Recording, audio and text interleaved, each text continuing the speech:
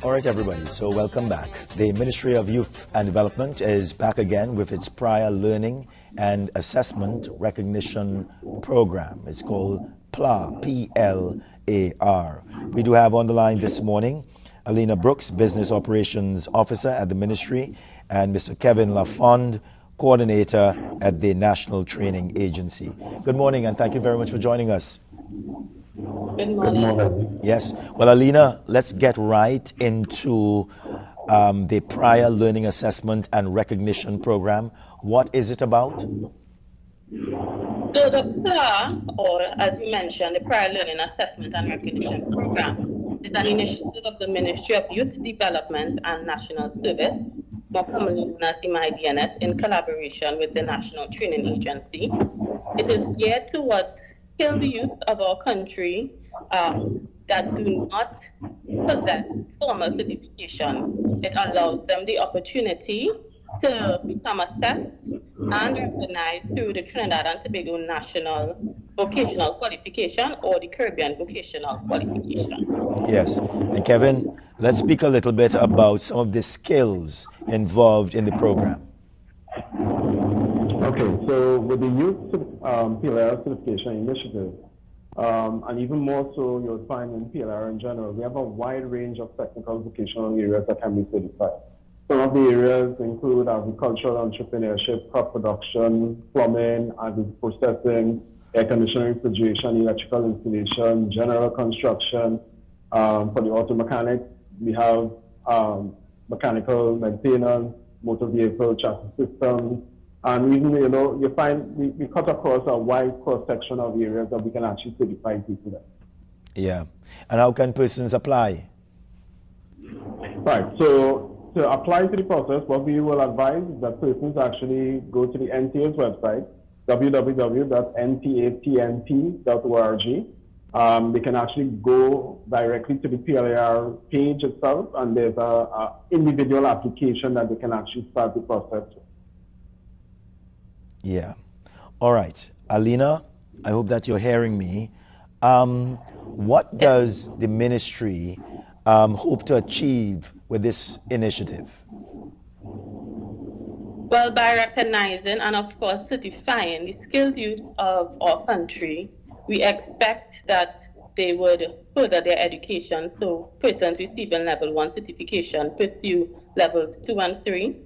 We expect that they would have an increase in job opportunities, whether it's a promotion at their current job or if they would get a more lucrative opportunity. And we expect that we would empower them to become entrepreneurs.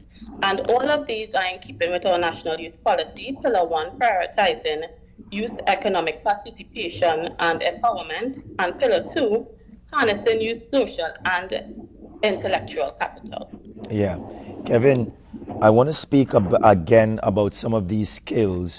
How did the ministry come up with this list of skills? Is it that the ministry would have done some sort of survey and would have interviewed people and would have looked at the demand for these types of skills and then formulated a program?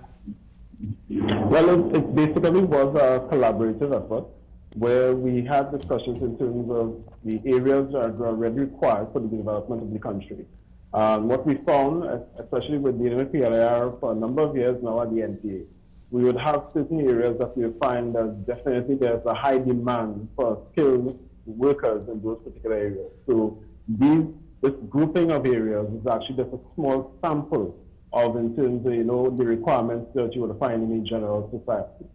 So what we're trying to do is to ensure that those persons have access to a certain level of flexibility by way of certification through the PLAR process, so that they can now meaningfully enter the workforce. But Kevin, how is this certification viewed by prospective employers?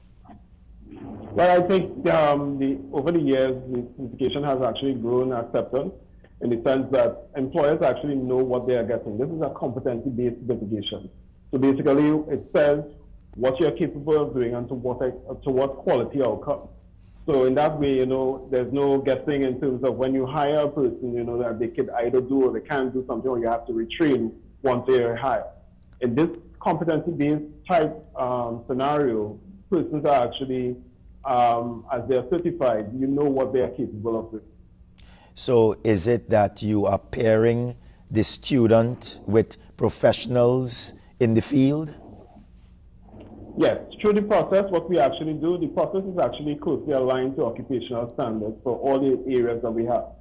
So in this way, what we actually do is get experts from that particular area to actually work with the candidate to document all the evidence that they may have, whether it be pictures, videos, testimonials, resumes, anything that can actually be used as evidence in terms of the person having learned something over the period of time, and that we can actually document in terms of that person's journey towards certification. So yes, we do have experts that will actually work with them. We call them assessors, and they will actually, be able to judge whether that person is really at a level of competence that's required in accordance with the standard. Yeah.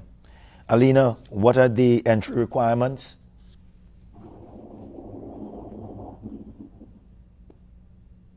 Alina? Yes, hi, sorry, my mic was muted there. Yeah. They just have to be a youth, which is between the ages of 15 to 35 years. And, apply. Once you know you have the skills, as Mr. LaFord would have mentioned, they would assess you to make sure you reach those standards. And that's just how you have to apply. Just be within the age and be confident, believe in yourself and in your skills and abilities. Yeah. What's the period of study like?